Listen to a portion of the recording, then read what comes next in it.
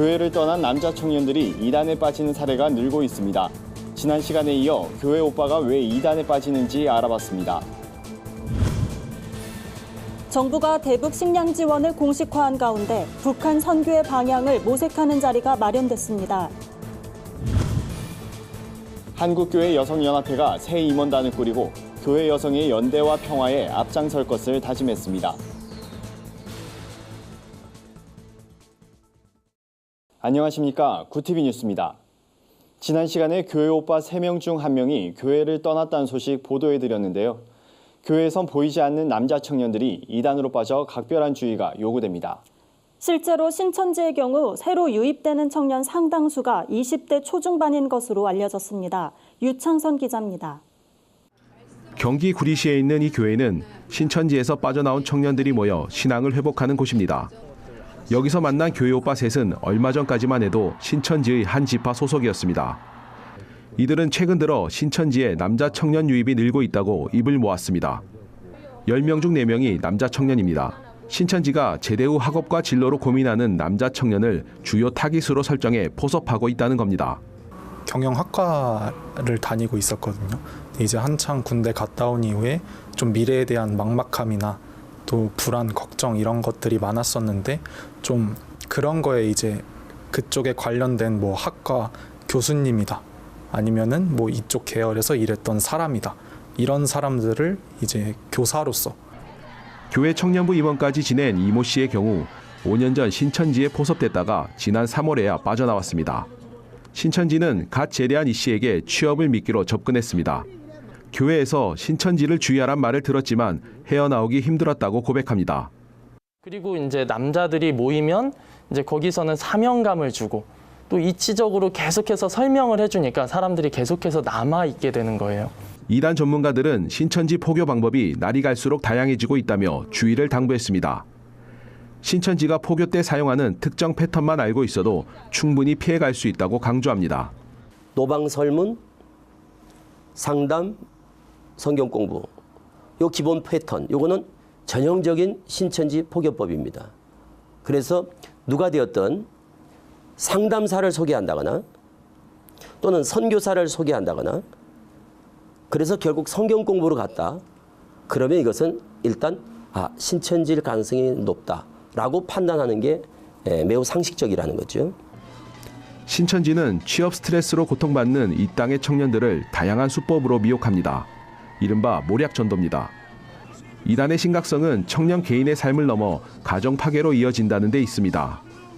이단에 빠진 청년들이 속히 돌아오도록 교회가 힘을 모아야 할 때입니다. 구티비 뉴스 유창선입니다. 정부가 대북 식량 지원을 추진하면서 민간단체들도 긴급 구호를 위한 움직임에 들어갔습니다. 기독교계도 힘을 모으는 분위기인데요. 교회가 북한 사회를 도울 수 있는 다양한 방안을 모색하는 자리가 마련됐습니다. 대북 지원 민간단체인 남북나눔 이사장 지영은 목사는 평통연대가 주최한 세미나에서 북한 지원의 모든 시작은 복음에서 비롯돼야 한다고 강조했습니다.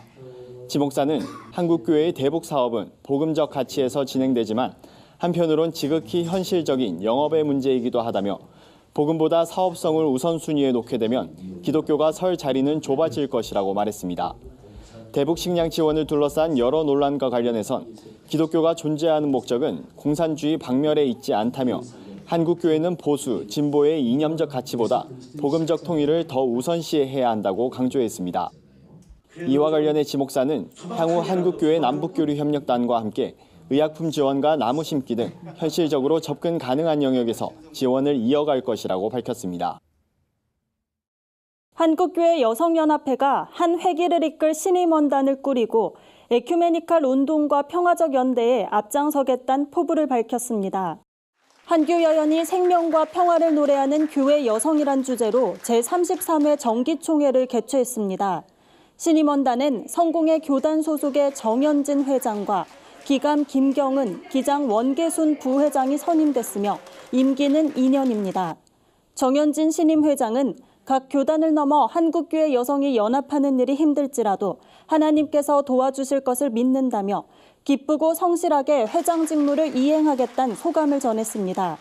이어 새 임원단을 비롯한 연합회 회원들은 한규여연 52년의 역사와 전통의 발자취를 귀하게 여기고 교회와 세상을 치유하고 회복시키겠다며 세계교회 여성과 연대해 여성과 아동 문제에 공동 대처하겠다고 선언했습니다. 연합회는 올 한 해 주요 사역으로 세계 기도일 예배, 여성 리더십 교육, 탈핵 순회 강연, 일본군 성노예제 문제 해결을 위한 수요 시위를 진행할 계획입니다. 구티비가 발행하는 종합주간지 위클리 굿뉴스의 주요 소식을 김민정 기자가 소개해드립니다.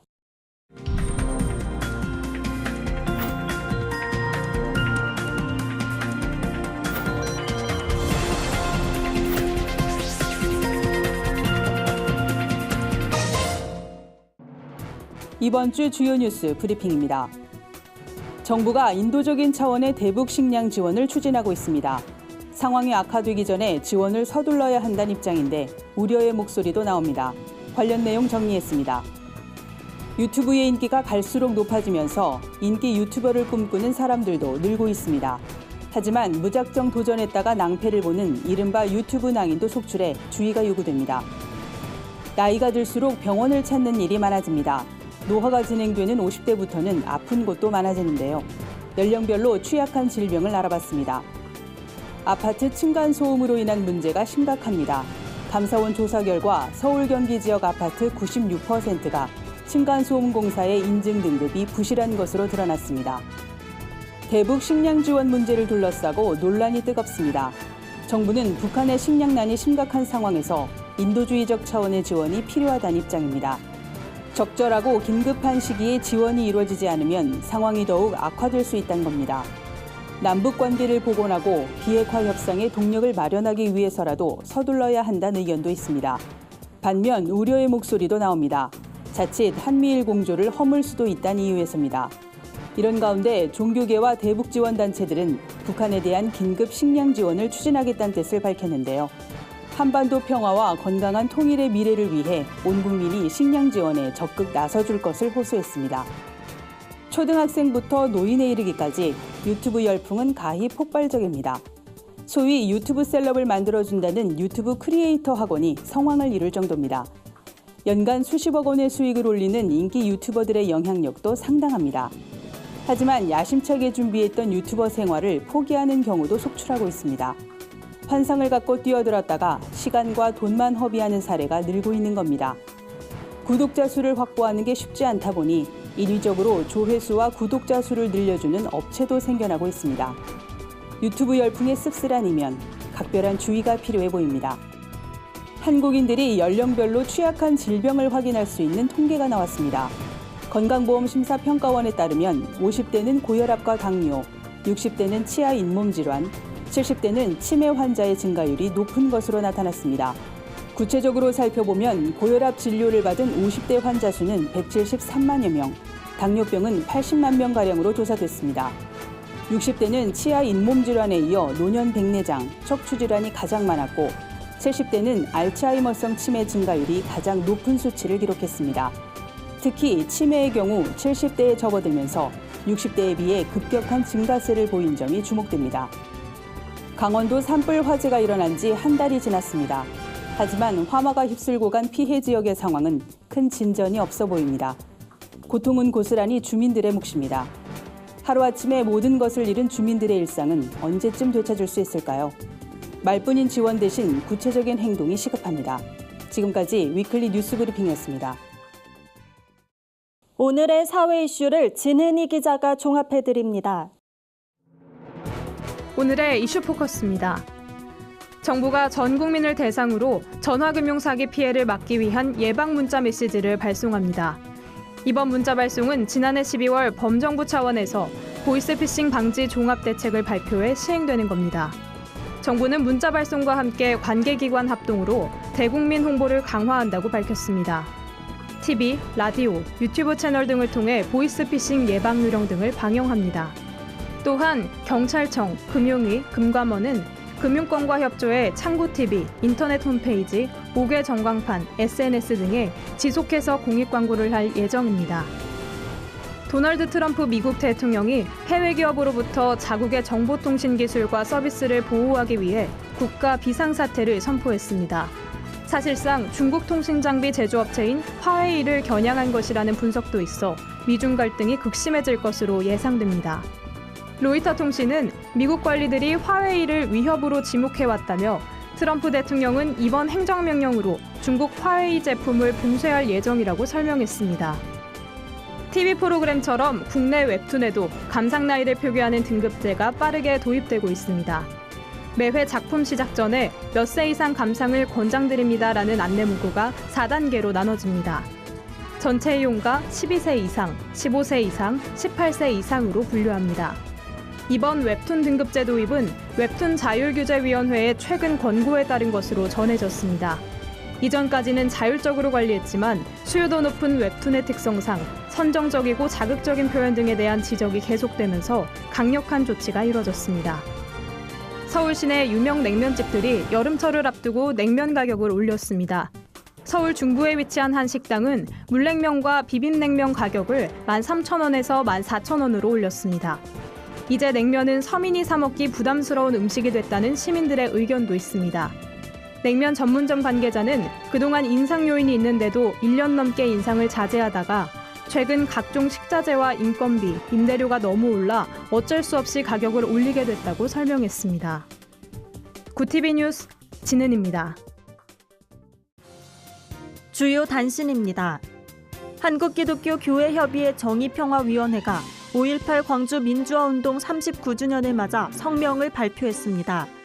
교회협은 성명을 통해 5.18 광주 민주화운동은 평범한 시민들이 온몸을 던져 잘못된 역사를 바로잡고자 한 역사적 사건이라고 말했습니다.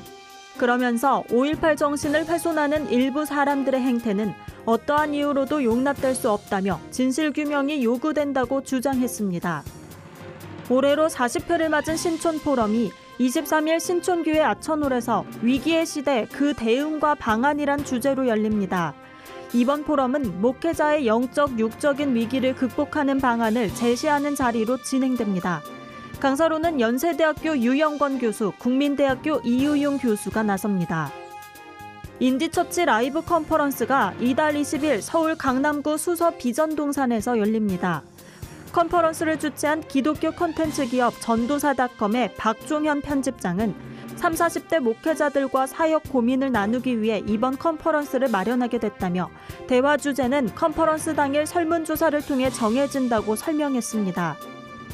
국제구호 개발 NGO 월드비전이 경북 봉화군 춘향면에 공립형 지역 아동센터인 춘향 봄볕 지역 아동센터를 설립했습니다. 월드비전은 완공된 지역 아동센터를 경북 봉화군에 기증하고 지역사회가 주도적으로 아동보호 공간을 운영할 수 있도록 지원합니다. 센터는 교육과 정서 지원 등 종합적인 복지 서비스를 제공하며 아동 30명을 대상으로 운영됩니다. 이상으로 뉴스를 마칩니다. 구티비 뉴스는 인터넷 신문 데일리 굿뉴스를 통해서도 보실 수 있습니다. 시청해주신 여러분 고맙습니다.